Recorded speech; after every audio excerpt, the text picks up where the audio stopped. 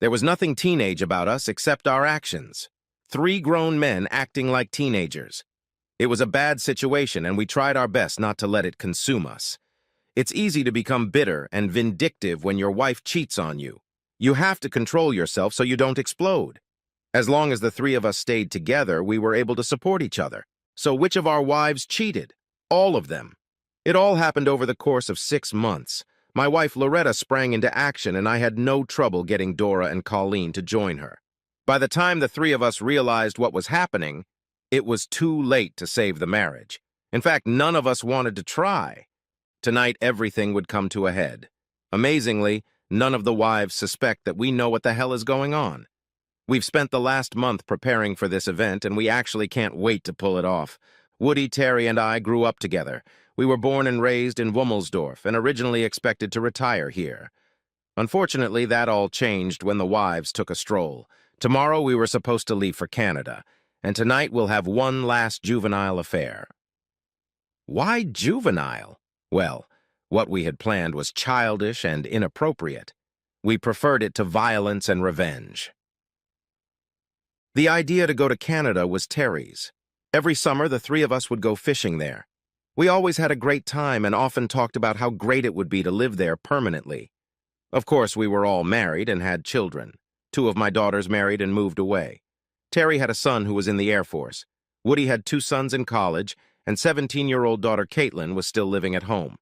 Caitlin would be a problem until Woody found out that she was aware of what her mother was up to. She threatened to leave if he didn't do something about it. Eventually, 3 guys and 1 determined teenage girl are sent to Canada. Things were difficult for a while, but we all agreed we could make it work. Terry was the chef.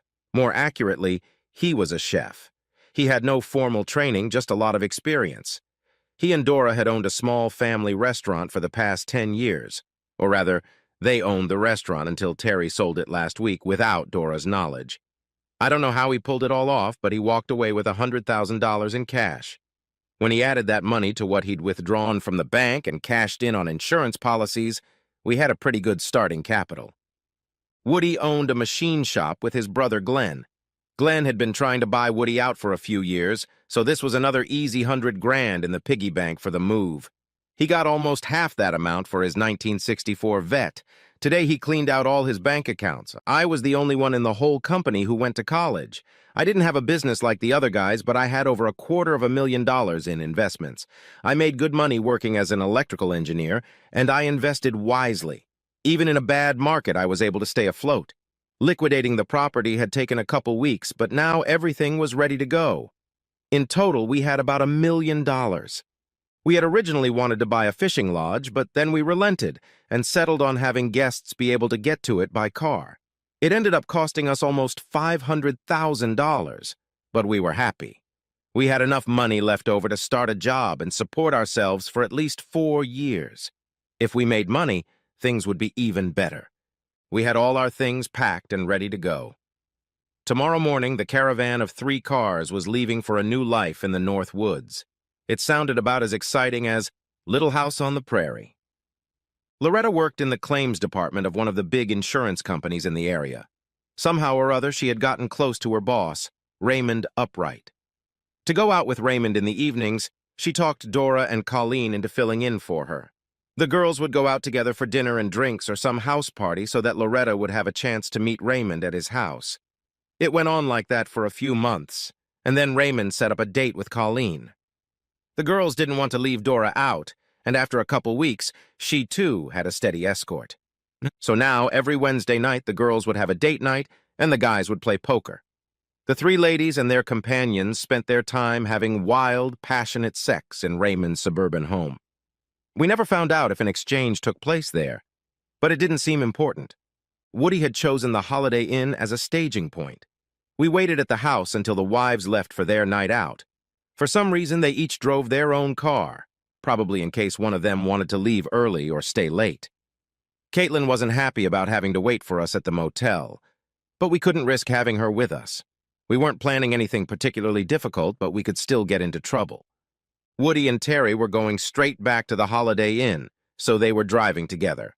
I, on the other hand, wanted to see Loretta one last time before I left, so I drove my car. There were 6 cars parked in front of the upright house. It looked like everyone was driving themselves. About a half hour after we arrived, the light came on in one of the bedrooms and then went out again. Soon the same thing happened in the other 2 bedrooms. We each had a set of side-cutting pliers. It took less than 2 minutes to cut all the valve stems on each of the cars. I had marked up the house the week before, so I knew where the electrical panel was located. The individual breakers were inside and the main panel was outside, right above the meter. While I went up to the house, Terry and Woody had the smoke flares ready. Terry made 10 smoke bombs out of PVC pipes. I don't know what was in them except saltpeter and sugar. Terry tested them and they burned for 20 to 30 minutes. They were big suckers. Woody went to the back of the house and Terry went to the front. When I saw the first trickle of white smoke, I threw the main switch. Using the mini-mag, I opened the drawer and pulled the main breaker. By the time I got to the machine, all 10 smoke bombs were already running at full power. Most of them were white, but a few were orange and red.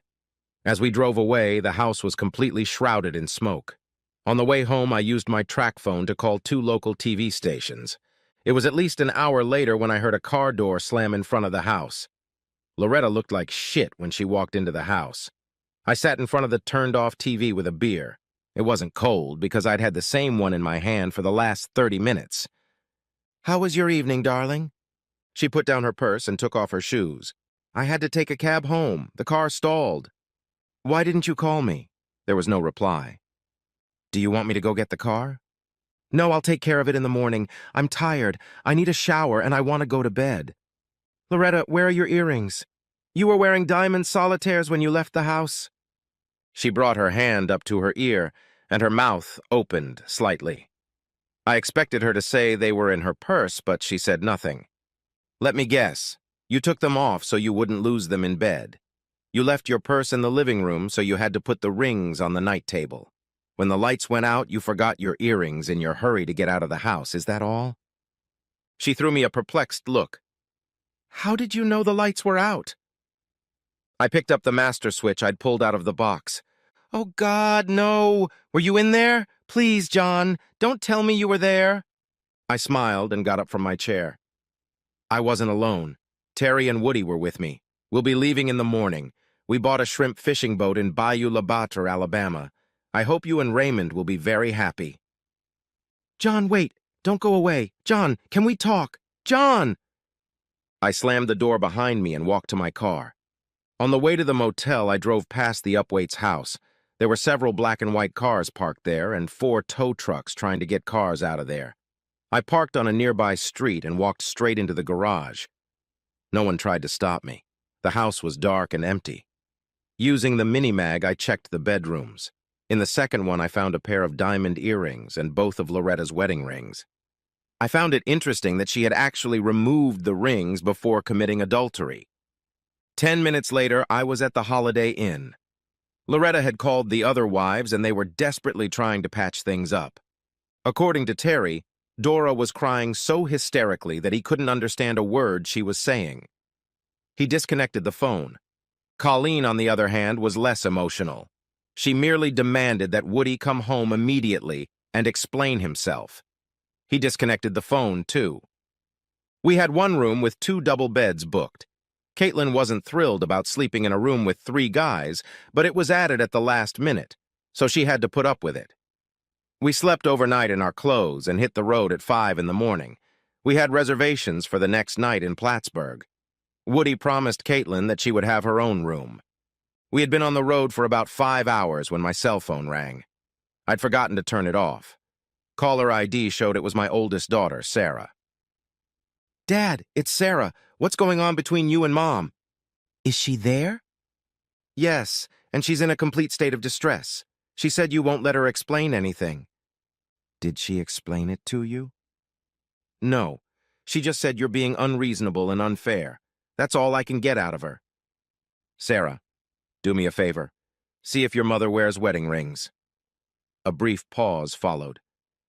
"No, what does that mean?" "Ask her where her wedding rings are." I heard a few muffled sounds, and then Sarah returned. Dad, what the hell is going on? I asked about her rings and she burst into tears and ran out of the house. She drove off, but I didn't recognize the car she was driving. When your mom is ready to tell you what happened, I'll discuss it with you. Until then, I have nothing more to say. I'll check in with her later today. I disconnected the phone. I didn't need to grieve anymore. The divorce papers would be served to each of the wives at noon today. Raymond Upright will receive the attachment papers, as will Carl Wilcox and Dennis Roswell. Our mutual attorney, Seymour Schlamp, has promised to keep us informed as long as he is able to contact us. Seymour went to the same high school as us and is proud to be a part of our revenge. It's not really revenge, just a way to get away from the problem. 2 days later, we settled into our new home. Hopefully, our wives were expecting us to go to Alabama. It would be easier if no one came looking for us. Terry was excited about the kitchen, his new empire. The lodge was closed for 2 weeks so we could get settled in. A few of the old employees lived with us during that time. Woody had his hands full. He had very little free time to keep an eye on the boat motors and generators at the lodge. Kathleen agreed to wait tables and do the cleaning, but since she wasn't a co-owner, she wanted to be paid. How could we say no? By the time the first guest arrived, we had everything ready. Terry made the menu and filled the pantry. Woody adjusted all the boat motors. The overall running of the place fell on my shoulders. I gladly accepted the challenge. Experienced fishing guides from the locals were eagerly waiting for guests. How much they earned depended on how successful their trip would be. We didn't have to worry about that. When I had the opportunity, I worked on building a website for the lodge. The better the website, the easier it would be to fill the rooms. Terry, Woody, and I were fishermen. When fall came, we would have to start providing services to people interested in hunting or something else. At this point, we had no idea what we were going to do. We decided to cross that bridge when we got to it. Things were going great at the lodge. But things at home weren't. Seymour called to give us the news. Dora was the only one of the wives to sign and return the divorce papers. She didn't want a divorce, but felt obligated to do everything Terry asked her to do. However, she became a recluse. She spent most of her time in the house and did not want to socialize with anyone. Colleen disappeared along with Dennis Roswell. Seymour couldn't even serve them. No one knew where she was. Seymour saved the worst news for last. Loretta refused to sign the divorce papers, so Raymond Olette moved into her house. Our house. So much for the repentant wife. For the next few days, I was useless at the cabin. Finally, Woody and Terry sat me down at the table and insisted that I come home and straighten things out. I didn't wait until morning. Waking up in the middle of the night, I headed south. It wasn't fair to the boys if I didn't do my part. I had to make things right. Of course, halfway through, I broke down. I'm not a marathoner. I rented a small room and called Seymour. I told him to sue Continental Paragon Insurance Company for $1 million with a caveat. If they fire both Loretta and Raymond, I'll drop the suit. Seymour grumbled a little because he knew what option they would take and he'd seen big money fly out the window. I told him to bill me for the hours and hand me the papers tomorrow at noon. I got up early and hit the road. By 8 o'clock, I was sitting in front of the house, hidden from view. 10 minutes later, the garage door opened and Loretta and Raymond drove off to work together. It seemed natural and that pissed me off. It was time for more teenage antics. I stopped at Kroger's and bought a half-dozen cans of red beets and a pack of rubber gloves. By then, my favorite Eastern market was open. My first purchase was 5 pounds of what is commonly referred to as stinky tofu. In the frozen food section, I bought 5 bags of frozen skinny fish. I don't know what they are actually called. We bought them for bait because they smelled so bad. We just called them skinny fish. The last thing I bought was a couple durian fruits. Durian fruit is considered the worst-smelling food in the world. I was sure I could figure out how to use it. 30 minutes later, I was back at my old house. By my calculations, I had about 3 hours to do everything I needed to do. The first thing I needed to do was to use the skinny fish before it started to thaw. All I needed was an ordinary screwdriver. I went from room to room and removed the cover of every electrical switch and outlet. Behind each light fixture, I lowered 2 skinny fish into the wall. Each room took me about 10 minutes. After an hour and a half, I ran out of fish. The sticky tofu was soft and mushy. It spread out like butter. I used it on the top and bottom of the mattresses and all the furniture cushions. The odor penetrated the fabric and would not come out. I had to use a kitchen cleaver to cut the durian fruit into pieces. Wow, it smelled rotten. I stuck a piece in each of the heating and air conditioning ducts in the house. I went around to inspect my work. I carefully replaced all the appliances so they couldn't figure out where the odor was coming from. Satisfied with my efforts, I dripped red beet juice on every carpet in every room. No stain remover could get it out. I finished up in the house.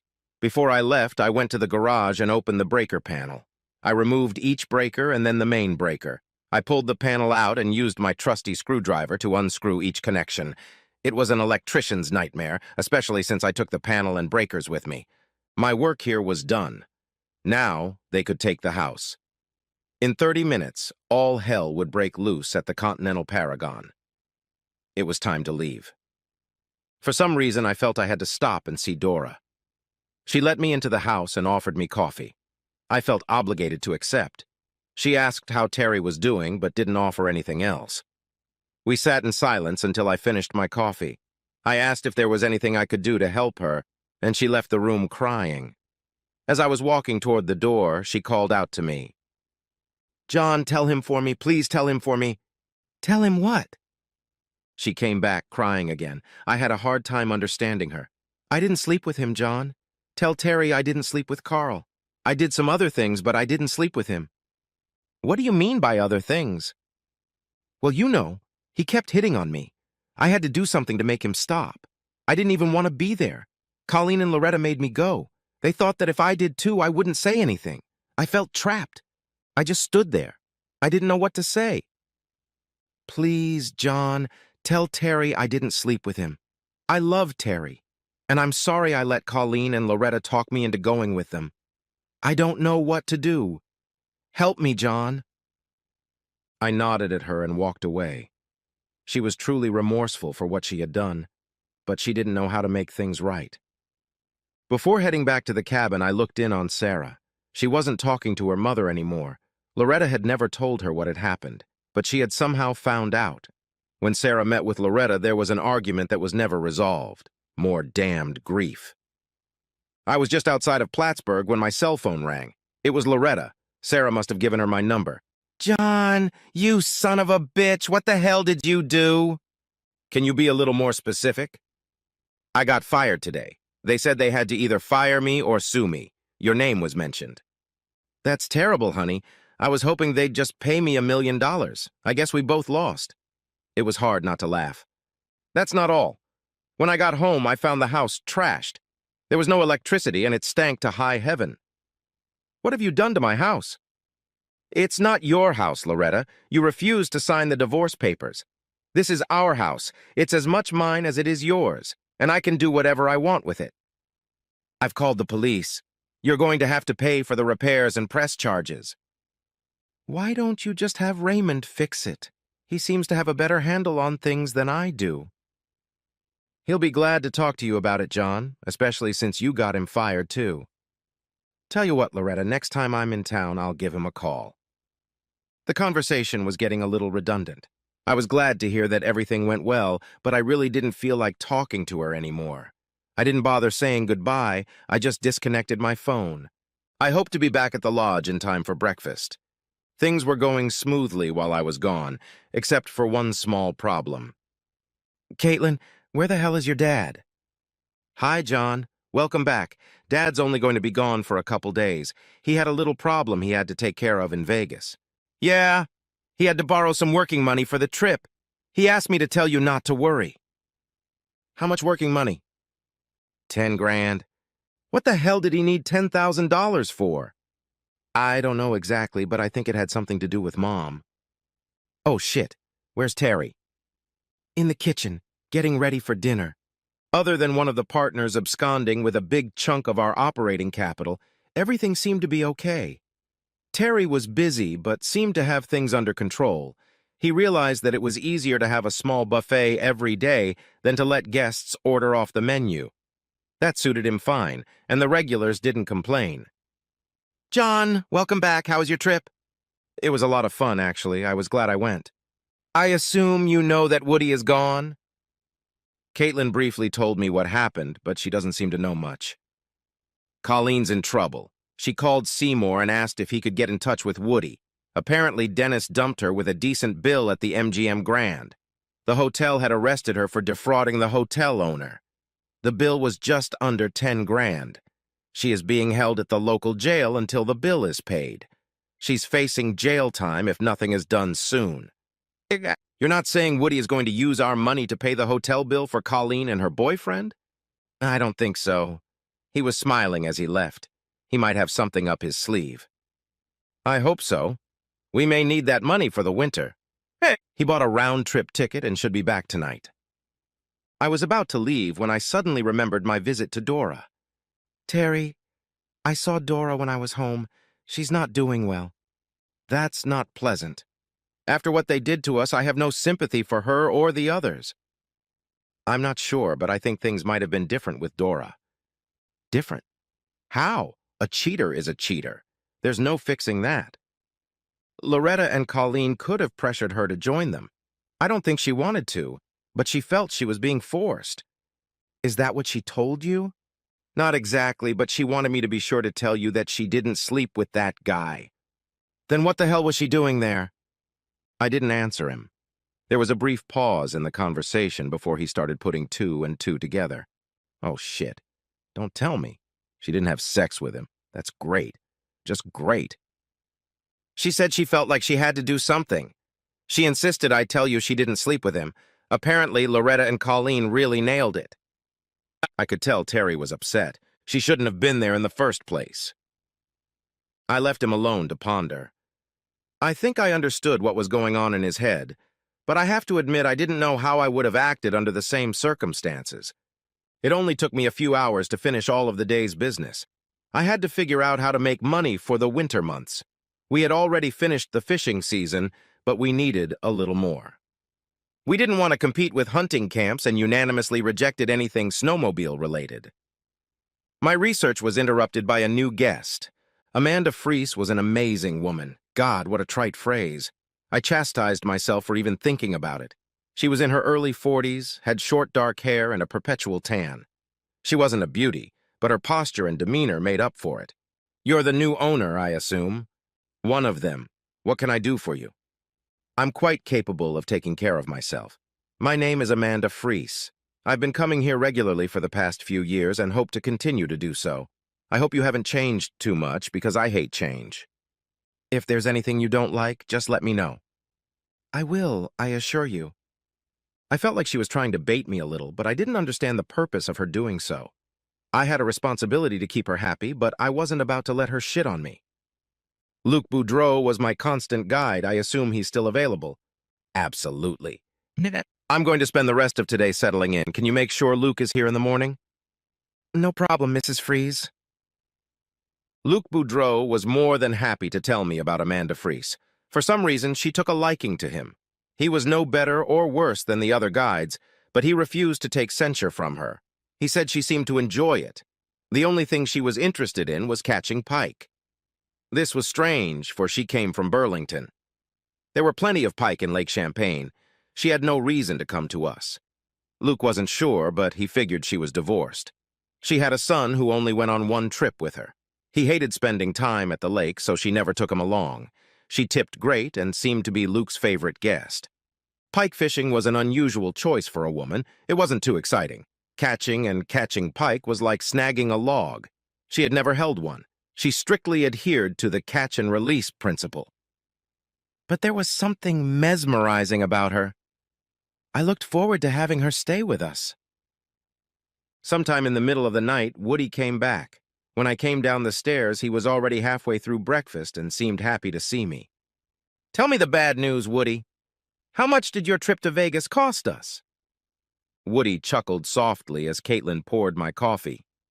Not a dime, buddy, not one damn dime. You seem to be in good spirits. I wasn't expecting that. I paid for my own ticket, John. Round-trip excursion tickets to Las Vegas are pretty cheap. I brought a wad of cash with me to brag about it to Colleen. It worked out perfectly. What worked? Woody finished his meal and pushed his plate aside. They kept Colleen until she paid the hotel bill she and the jerk had racked up. He dumped her, but she didn't have the sense to realize what was going on. When she pays the $9,700 plus court costs, she'll be released. I showed her the money and promised to take care of everything once she signed the divorce papers. I've never seen her act so quickly. I thought you said it wouldn't cost us anything. John, I'm not that stupid. I took the signed papers and walked right out of the courthouse. I'm sure it took a few hours for her to realize that I had screwed her over just like I had screwed Dennis over. I mailed the signed papers to Seymour and got on the next plane to Montreal. You're a rotten son of a bitch, Woody. Yeah, I know, and I feel fine. When Caitlin came over to finish her coffee, I asked her to bring me breakfast.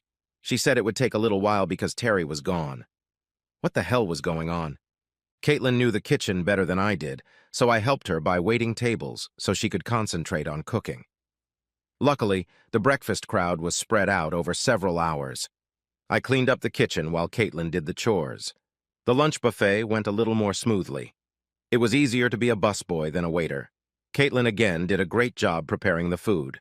There was no doubt that we needed more help. After lunch, Luc Boudreau was waiting for me in my office.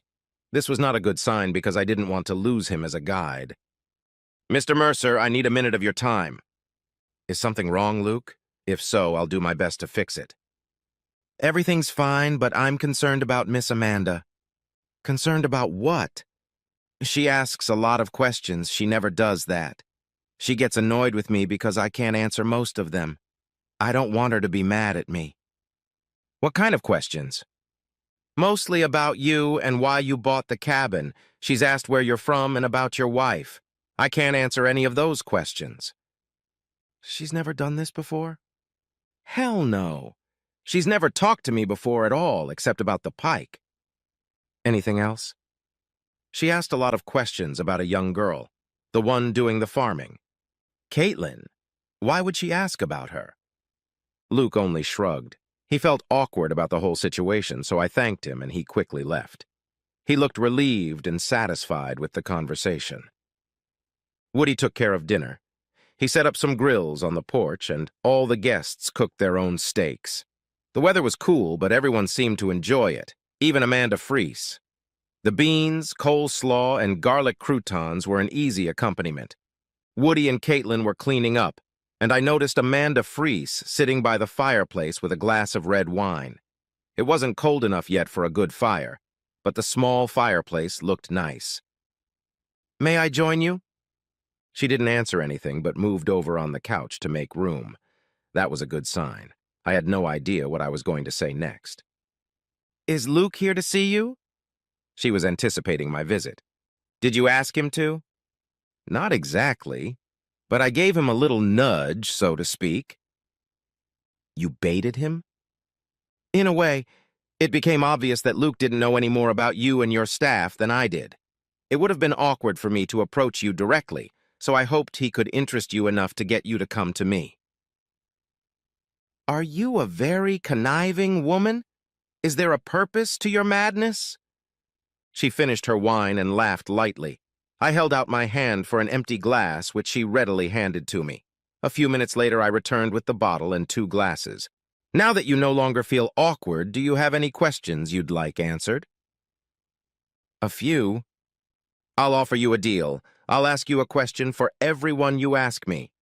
That's not fair. I have a right to privacy and you don't. Wouldn't you rather just sit here and enjoy the wine and fire? No, I want answers. You're very argumentative. Yes. Are you married? Not fair. You jumped in with a question when I wasn't looking. I don't know if it was wine or a joke, but we both got comfortable. Yes, or rather, I was. I'm currently in the process of getting a divorce. She nodded when I replied and took a sip of wine. My turn. Are you divorced? You asked that question backwards.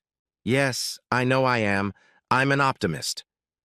I've been divorced for 9 years and I have an 18-year-old son. I have 2 daughters. They're married and gone. I didn't ask. I assumed. It was a strange conversation that went on for over an hour. I was forced to open another bottle of wine before we were done. Amanda eventually excused herself because Luke was expecting her at 6 a.m., and she proudly stated that she was never late. I looked forward to spending more time with her. The next morning brought a few unexpected surprises. Woody and I went down to breakfast together and were surprised to find that our new waitress was none other than Dora. Woody and I smiled at each other as we greeted her. Neither of us made any smart remarks and tried our best to act like nothing unusual was going on. At one point, I caught Dora's gaze and she quietly said, "Thank you." I just nodded. Later that morning, Seymour called. Loretta had agreed to sign the divorce papers with one caveat. She wanted to be released from all obligations associated with the house and for me to become sole owner. The house was trashed, but there were still some good bones in it. I advised him to proceed. I was 600 miles away from the house, but I was confident I could work something out. It was nice to see the positive results of a silly, childish prank. What really struck me was that she hadn't tried any of the assets she had accumulated. She only knew about half of them, but it was odd that she willingly walked away without demanding anything. Terry looked into the office and winked at me, but nothing more. He was a better man than I was, and I felt good for him. Amanda Freese took her mind off fishing in the afternoon. She was in the main area of the lodge with Caitlin. I glanced over to them a few times, trying to see what was going on. At times, Caitlin seemed a little flustered with the older woman, indicating that they were not talking about something, but she wouldn't leave. For the rest of the day, I had a hard time concentrating. I wanted to talk to Terry to find out what had happened to make him see Dora again. I hoped to have a little chat with Luke to see if the mysterious Mrs. Freese had blabbed during the morning fishing trip. What was going on between Amanda and Caitlin? I was dying to call Loretta to give her some space and quietly gloat. I was sure Dora wanted to talk to me, but in a way that wasn't obvious. Damn it, I'm turning into the world's biggest busybody. Suddenly I found myself laughing at the silliness of the whole thing. Woody stopped by with a couple bottles of cold beer and broke the spell.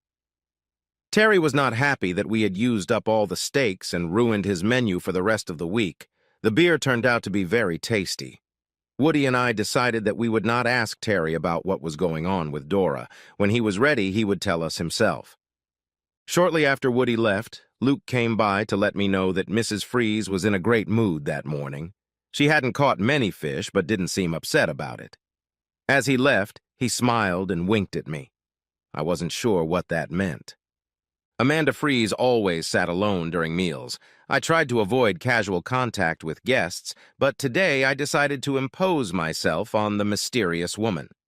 Actually, she wasn't so mysterious anymore, just interesting. "May I join you?" "Sure. I haven't placed my order yet." "You weren't out this afternoon?" "No. I wanted to talk to Caitlin. I should have asked her father's permission first, but I was hoping it would be casual." "And how did that turn out?"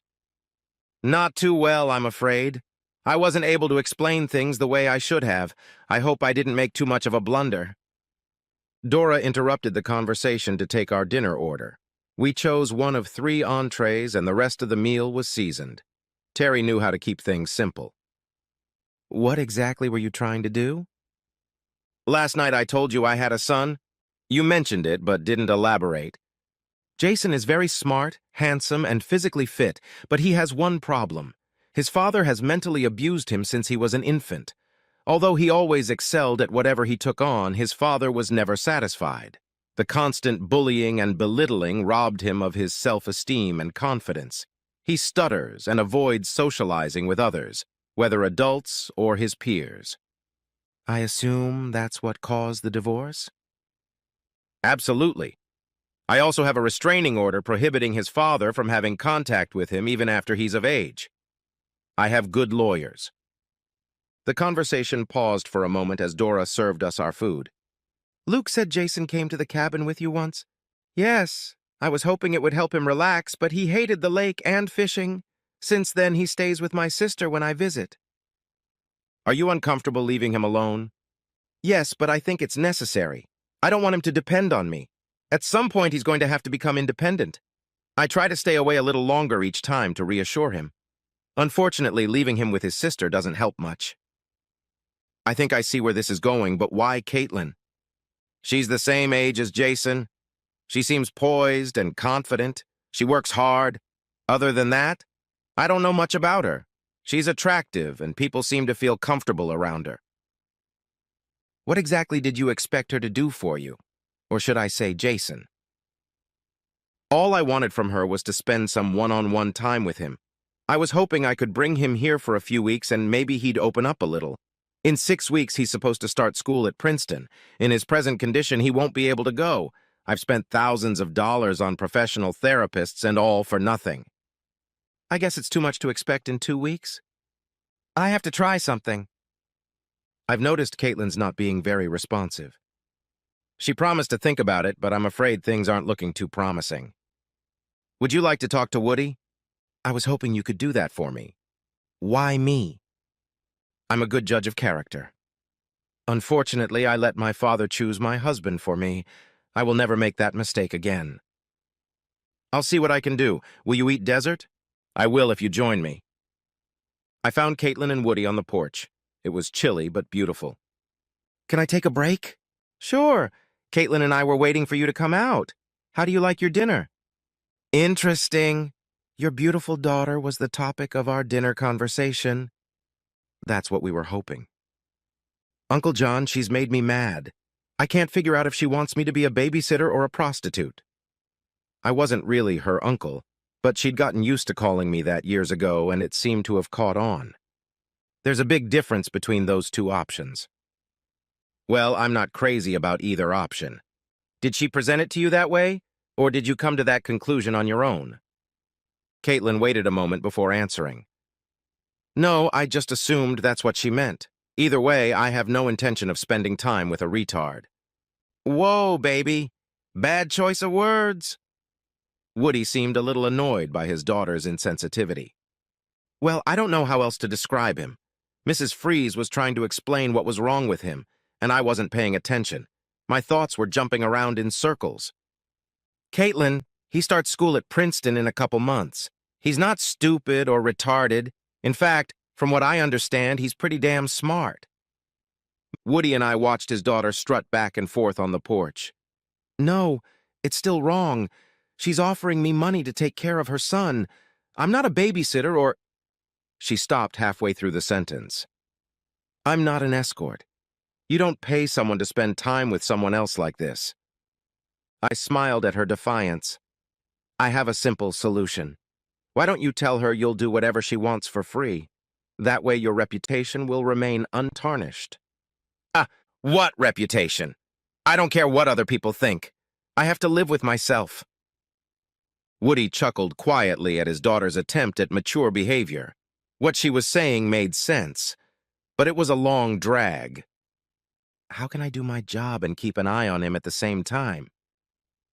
Dora can take over all your kitchen and dining room duties, and Jason will help you in the mornings with chores. That way, the second half of the day will remain free. What am I supposed to do with him then? Run naked through the woods and make mad, passionate love. Woody tried, but couldn't keep a straight face. It was a stupid way to tease his own daughter, but she'd given him a free pass herself, and he just couldn't resist. Damn it, Daddy, stop it! This is a serious matter, and you and John are turning it into some kind of joke. Caitlin lowered herself onto the bench between us. Okay, I'll take it, but only for 2 weeks. Woody put his arm around her. I don't know why, but I guess he was proud of her decision. We all got up and walked back to the cabin. Daddy, why can't I go to Princeton? Woody just hummed and slapped her on the butt. Later that evening, Amanda and I were having coffee in front of the fireplace. She seemed pleased with the way things were going and had decided to extend her stay at the cabin so she could be here at the same time as her son. She seemed a little upset, while I voiced disapproval of her idea. However, we came to a compromise.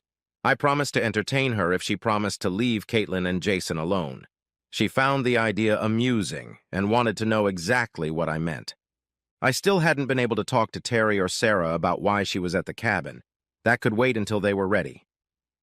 After I got into bed, there was no way I could sleep. One thought kept going over and over in my head. Why Loretta hadn't tried to get the money that was in the bank. Why she had settled it so quickly. What was it that I didn't know? Amanda was already on the water when I went down to breakfast. Woody and I each had a blueberry pancake, but we didn't waste time on frivolous conversation. He had 2 outboard motors to repair, and I had bills to pay. I waited until late morning to call Seymour. I had a damn itch that needed scratching. John, I had the same concerns you did, but I didn't want to muddy the waters. I decided the most important thing was to get Loretta to sign the papers. However, I did involve one of my girls in the problem. Was it a problem or something else? Do you remember when Loretta's father died? Yes, it was about 6 years ago. It was very sad because she lost both her parents within 2 years. Loretta's father had a $100,000 life insurance policy. Did you know about it? She never mentioned it. Loretta put the insurance in a money market account at the Berkshire Credit Union under her maiden name. You're kidding, right? Why the hell would she do that? John will probably never know unless she decides to tell you.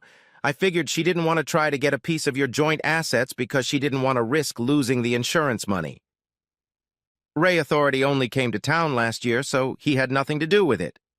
No, but that brings up another interesting point. Mr. Upright has a wife and 2 children in Colorado Springs. As far as we've been able to find out, Loretta didn't know about it. I couldn't help myself. I started laughing on the phone. I'm sorry, Seymour, but that's fucking ridiculous.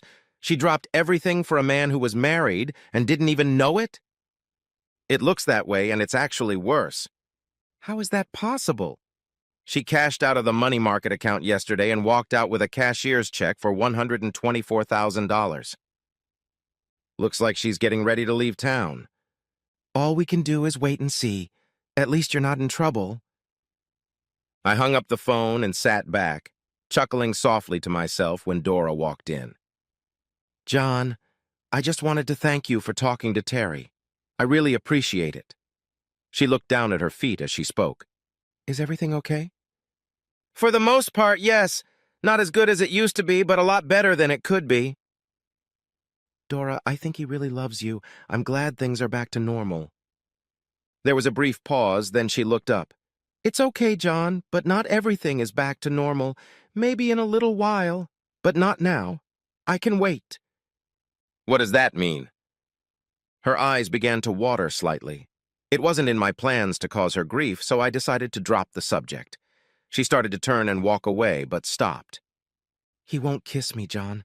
My husband refuses to kiss me. We do everything else, but he can't bring himself to touch my lips with his. I feel like a whore. It hurts, but I guess I deserve it. As she walked out of the office, she sobbed softly. I didn't know what to say. Jason Freese arrived shortly after lunch. He was good-looking and well-built. It was hard to believe he was as bad at socializing as his mother claimed.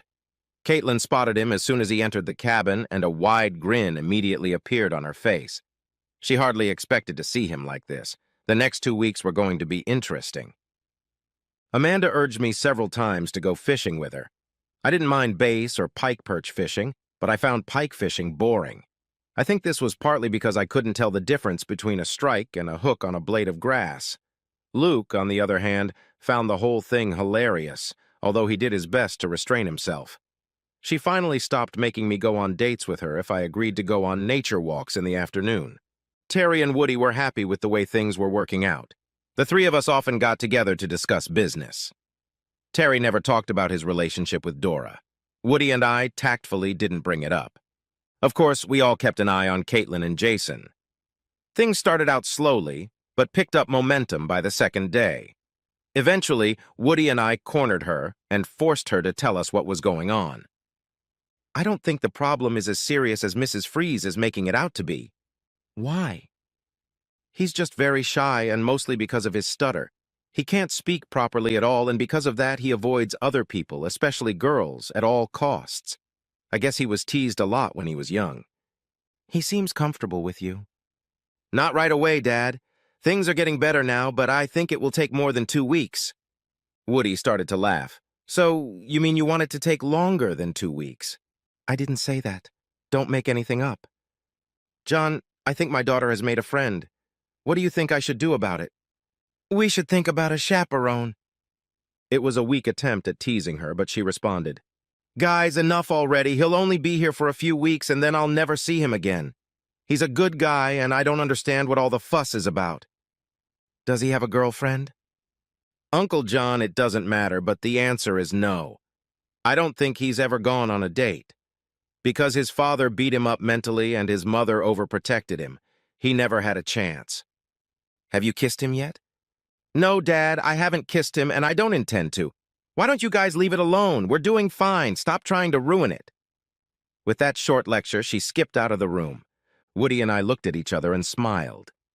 In the evening, Amanda and I had dinner together. She seemed pleased with the way Caitlin and Jason were getting along. I think she realized that part of his problem was that she was playing the role of mother hen. It was nice to see her getting ready to let him go off on his own. She also teased me for not keeping my end of our agreement. I had promised to keep her busy, and she felt I wasn't trying hard enough to fulfill that promise. Things were going smoothly at the lodge. The guests were happy, and we were actually making a profit. A small profit, but a profit. We contacted several ice hut operators in the area. They were willing to put as many huts on the lake as we could spare. We would only be able to operate them for 10 weeks, but it would fill the idle period. There were several bird enthusiast organizations in the area. This gave us another opportunity to fill a few slow months in the spring. We had enough of our own and adjacent public land to create several bird trails. We doubted that guests would wander into the woods during the fall hunting season, so we decided that fall was the best time to maintain and upkeep the entire facility. I spent every evening with Amanda. It was becoming natural and comfortable for both of us. It was almost 10 days after Jason's arrival when Woody and I experienced a bit of a shock. Caitlin met with Amanda to update her on the progress she was making with Jason. According to Amanda, things were going much better than she expected. They talked for about an hour, and then the Woody girl calmly asked Amanda if she could get her birth control pills. This was something Mrs. Freeze had not expected in any way. Without hesitation, she agreed. After Caitlin smilingly left, Amanda got to thinking. That's when Woody and I stepped in. Amanda didn't mind doing what Caitlin asked, but she didn't want to do it without Woody's approval. This is something a father shouldn't have to go through. Mothers were put on this earth to take care of situations like this. Amanda and I tried our best to assuage Woody's anxiety about the request. Reluctantly, he agreed that it was for the best. It turned out that Caitlin handled Jason better than either of us expected. The next morning, I got an unexpected call from Loretta. John, I need a little help. When I signed the divorce papers, I didn't ask for anything, well, in terms of money. Yeah, I know. But now I'm in a bind, and I was wondering if you could spare me a few $1,000s. It was obvious that something had happened in the last few days, something bad for my soon-to-be ex-wife. I don't understand. I thought you had a lot of money. What do you mean, John? I didn't take anything from you or from my accounts. No, I meant your father's insurance. There should have been enough there for a long time. There was a pause on the other end. John, did you know about the insurance? Of course I did. I'm not that stupid. What happened to all that money from the money market account? Oh my God, John, I'm so ashamed of myself. I did a stupid thing. What stupid thing, Loretta? Raymond and I opened a joint bank account using a cashier's check I got at the credit union. Let me guess. Raymond is out of town and the bank account is empty. Yes, and I don't know what to do. John, I need your help. Are you going to go and get the money back? What do you mean? Where? I have no idea where he is or where he might be going. I assume he's going to Colorado Springs to see his wife and kids. There was a long silence. Is he married? Yes, and he has 2 children. Why didn't you tell me? If you knew that, you should have told me. Damn it, John. I'm sorry, dear. I was under the impression that you wanted me out of your life. Now I realized she was crying. It was time to end the torture. Loretta, stop by Seymour's tomorrow. I'll call him and tell him to give you $5,000. That should be enough for a while, at least until you can get to Colorado and find a lawyer there to help you. John? Yes? Thanks. That was the last time I interacted with Loretta. Probably a lot of people would say I shouldn't have given her anything. That was my first thought. She screwed up so badly that I just couldn't help but feel sorry for her. Jason's visit to the cabin had been going on for over a month now. It was going to be time for him to leave soon. Caitlin spent all her time with him and avoided Woody and me. We started joking about it. It was as if she was setting him up for his debut in our group. We were all briefly introduced to each other, but none of us but Caitlin spent any time with him. At one end of the main hall was a small library or reading room. One afternoon, Woody and I noticed that Caitlin and Jason were there with Amanda Freese. It wasn't a casual gathering, it was like a formal meeting. Caitlin and Jason were dressed up compared to their usual outfits. Amanda noticed Woody and I watching them and smiled slightly at us. After about an hour, the kids got up and walked over to us. They both had big smiles on their faces. "Now it's your turn, Daddy. Mrs. Freese wants to talk to you and Uncle John." Woody and I walked in like two kids who had been sent to the principal's office. It turned out that Amanda Freese had more money than Woody and I had realized. We knew she was rich, but we never thought she was obscenely rich. Amanda's father had donated a lot of money to her longtime alum, Princeton, so much that Amanda could very well get whatever she wanted out of it. All that remained was to get Elwood F. Perry's agreement that his daughter could attend Princeton, starting in less than 2 weeks. For Woody, this was a sure thing. Later, Terry joined the two of us on the porch. It was too chilly for beer, but we drank it anyway. We were trying to figure out if Caitlin really liked Jason or if she was just pretending to get a free ride to college. We didn't spend much time on that. Terry still hasn't told me about Dora. Woody and I knew that topic would never be discussed. Later that evening, Amanda joined me in front of the fireplace with an old-fashioned popcorn popper. The microwave made better popcorn, but it was more fun to make it in the fireplace. I even liked the burnt, crunchy kernels. I've never thought wine was appropriate for popcorn, but tonight it seemed special. It was the first night in a long time that I didn't sleep alone. We thought we were being careful, but we forgot that Caitlin was the one who made the beds in the morning. Amanda's unmade bed didn't go unnoticed. At breakfast, Amanda and I endured taunts from Caitlin. Later that morning, Amanda moved her things into my room. Jason, who was usually very quiet and reserved, winked at me during lunch. I figured I had his approval. Weatherguard Recovery Enterprises had agreed to repair the trashed house for $14,000 plus a 5% resale profit. They specialized in rebuilding hurricane and fire-damaged structures. The entire contract was handled over the internet. I never saw the old house again and ended up with over $60,000 in profit. Sarah called me to let me know that her mother was able to recover almost all of the money Raymond had taken from her. Loretta left Colorado for Los Angeles. She planned to stay with her cousin. Amanda traveled with Jason and Caitlin to help them get settled in at school. They had spent the last 2 weeks sharing a cabin, so Woody had no problem agreeing to them sharing an apartment while they attended school. He realized that if he tried to do anything else, he would only upset himself. Before returning, Amanda stopped by her home in Burlington to pack the clothes and personal items she would need at the cabin. Her decision to stay full-time was greeted with joy by all of us, especially Dora, who had missed female companionship to death. Amanda was going to take over advertising and correspondence, 2 tasks I'd done but never enjoyed. To Luke's horror, Amanda had stopped coming down the pike. It seemed her obsession was over. Late in the fall, business slowed down as we were one of the few places in the area not catering to hunters. This gave us time to catch up and get in shape. Money was not a problem. We threw a small Christmas party with a tree and presents. Amanda hung mistletoe, and Dora was happy when she got her first kiss from her husband. After that, things seemed to normalize between them. Poor Woody was the only one who spent the holidays alone, but it didn't seem to bother him too much. He never heard from Colleen again.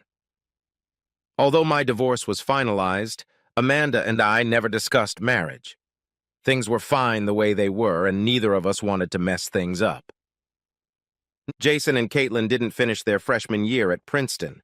After a fleeting marriage in Maryland, Jason transferred to the University of Vermont, and the 2 lovebirds moved into the family home in Burlington. Amanda was thrilled to have her first grandchild. Apparently, the birth control pills didn't help. Yes, it was juvenile, but it was a heck of a ride and tons of fun. I would do it again.